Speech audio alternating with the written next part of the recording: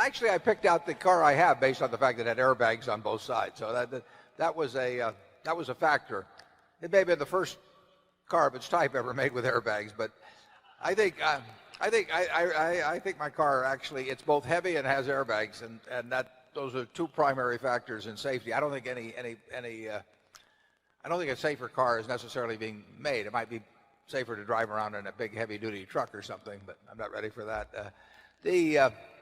Incidentally, on a car, I look at that like anything else. It would take me probably a half a day to go through the exercise of buying a car and reading the owner's manual and all of that. And that's just a half a day I don't want to give up in my life for no benefit.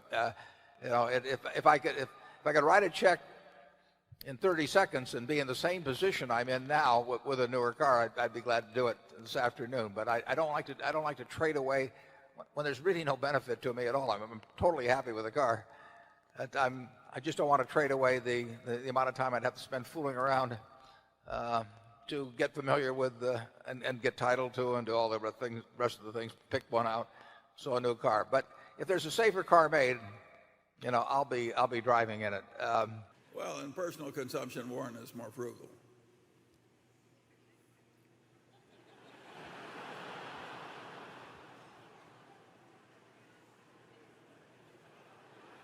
Would you care to give an example?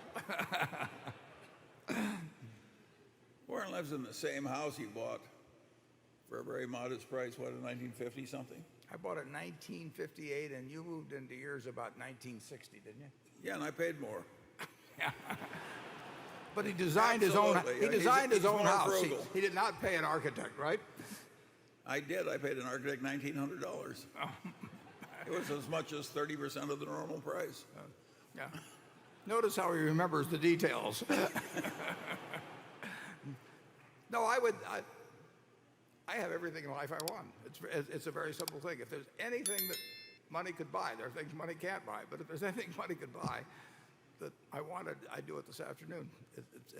I wouldn't have any problem with that at all. I do not think that standard of living equates with cost of living beyond a certain point. I mean, up to a certain point, there's no question that it does. I mean, in terms of having good housing, good health service, good food, everything. But good transportation. But there's a point, I think, if anything, you start getting inverse correlation. My life would not be happier. In fact, it'd be worse if I had 6 or 8 houses or a whole bunch of different things I could have. It just doesn't correlate, and so having everything I have, I mean, you can't have more than that, and that doesn't really make any. It makes a difference up to a point. I mean, you can start thinking a lot differently when you got to X, but when you get to 10X or 100X or 1,000X, it just doesn't make any possible difference. Charlie, the frugality basically has helped Berkshire.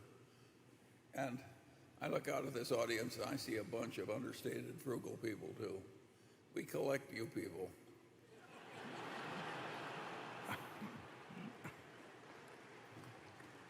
But forget about it this weekend.